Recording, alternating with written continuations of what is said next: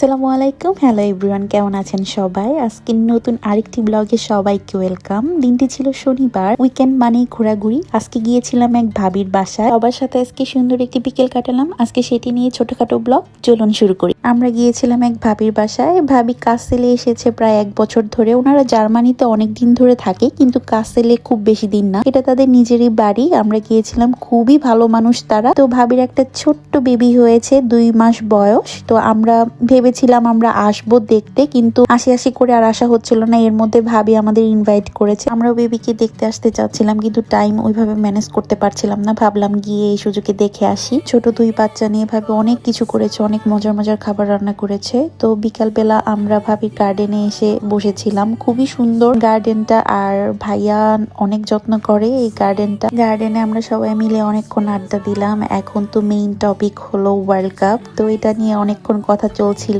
সুন্দর একটি বিকাল কাটলো সবার সাথে, গল্প, চা, কফি, আড্ডা। আমরা বাঙালিরা যখন 4-5 জন একসাথে হই, তখন তো আসলে টপিকের অভাব থাকে না, আড্ডারও কমতি থাকে না। তো সবকিছু মিলিয়ে অনেকদিন পর সুন্দর একটি বিকাল কাটালাম। জার্মানিতে তো কয়েকদিন আগে অনেক গরম পড়েছিল, তো এখন ওয়েদারটা ঠিক হয়েছে। এখন কিন্তু এই হালকা মিষ্টি রোদে বসে থাকতে খুব ভালো লাগে। তো আমার তো এমনিতেই বাগান অনেক বেশি পছন্দ। তাও গার্ডেন দেখলে আমি ঘুরে ঘুরে দেখি কি কি গাছ আছে, কি কি ফলের গাছ আছে। এর আগেও আমি অনেক ভিডিও দিয়েছি গার্ডেনের। এই তো সামনের এই গাছটা হলো রাসবেরি গাছ, এটা এখনো বড় হয়নি। দেখতেই কত সুন্দর লাগছে, ছোট্ট একটা গাছে কতগুলো রাসবেরি ধরেছে, এবং কালারটা এত সুন্দর দেখতে লাগছিল।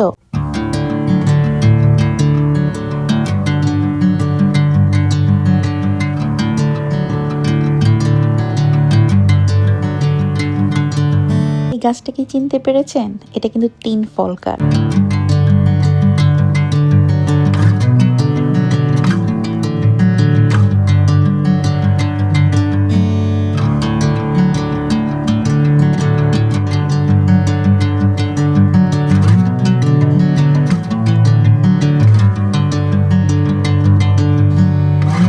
পুষ্পা নতুন কোথাও গেলে অনেক বেশি এনজয় করে, অনেক পছন্দ করে নতুন নতুন মানুষ দেখতে।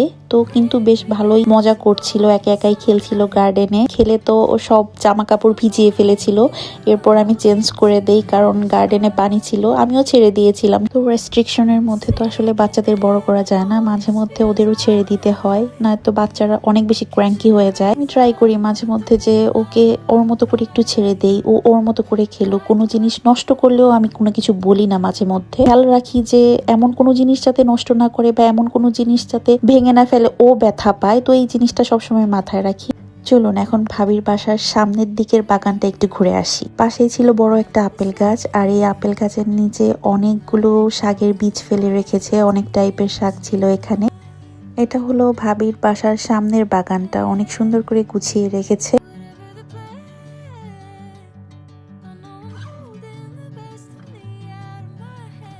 এই ছিল আজকের ব্লগ। তো কেমন লাগলো জানাবেন সবাই। আর যারা ফেসবুক থেকে দেখছেন তারা আমার পেজটা ফলো করে দিবেন, যারা ইউটিউব থেকে দেখছেন তারা আমার চ্যানেলটা সাবস্ক্রাইব করে দিবেন। তো ভালো লাগলে পাশে থাকবেন। এর মতো বিদায় নিচ্ছি, দেখা হবে অন্য কোনো ব্লগে। সেই পর্যন্ত আল্লাহ হাফেজ।